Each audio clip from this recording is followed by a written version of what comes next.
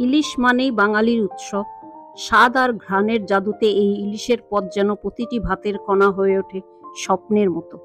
এই ইলিশ মাছ একবার রান্না করলে বাড়ি ভরে যাবে খুশির গন্ধে। আসসালামু আলাইকুম দর্শক, আমার আজকের রেসিপি কাটা নরম করা ইলিশ মাছ রান্না।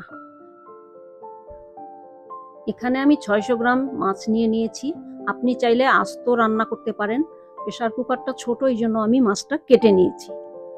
এটা প্রেসার কুকারে রান্না করব, এই জন্য কিছু মশলা মাখিয়ে নেব। প্রথমে আমি একটা পাত্রে পরিমাণ মতো লবণ দিলাম, পেঁয়াজ বাটা 1 টেবিল চামচ, আদা রসুন বাটা দিয়ে দিলাম, আদা বাটা 1 চা চামচ, রসুন বাটা হাফ চা চামচ, 1 চা চামচ সর্ষে বাটা, হলুদের গুঁড়া হাফ চা চামচ, মরিচের গুঁড়া 1 চা চামচ, জিরার গুঁড়া 1 চা চামচ, টক দই 1 বাটি, 1 টেবিল চামচ ভিনেগার,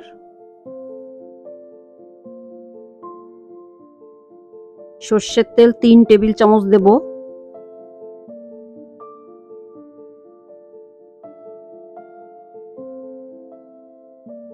ভালোভাবে মিশিয়ে নিয়ে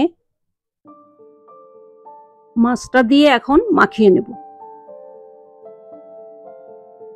ভালো করে মাখিয়ে নিয়ে আমি রান্নায় চলে আসলাম। প্রেসার কুকারে সবকিছু ঢেলে দিচ্ছি, মশলা সহ মাছগুলো। আমি 3 কাপ পানি দেব। পানি দিয়ে মিশিয়ে ঢাকনা দিয়ে ঢেকে 5 মিনিটের জন্য হাই হিটে রাখবো। একটা সিটি ওঠা পর্যন্ত অপেক্ষা করব। একটা সিটি বাজার পরে একেবারে লো আঁচে আমি 1 ঘন্টার জন্য রেখে দেব, আর কোনো সিটি বাজবে না। ফিরে আসলাম 1 ঘন্টা পর। 2টা পেঁয়াজ কুচি দিলাম, লাল কাঁচামরিচ 4-5টা, আর অল্প ধনেপাতা কুচি দিয়ে আমি পানিটা আরেকটু শুকিয়ে নেব। আলগা রেখেই শুকিয়ে নেব। মাছের কাটা নরম হয়ে যায়, এই জন্য বাচ্চারা খেতে এই রান্নাটা পছন্দ করে। মাছটা আমার রান্না হয়ে গেছে।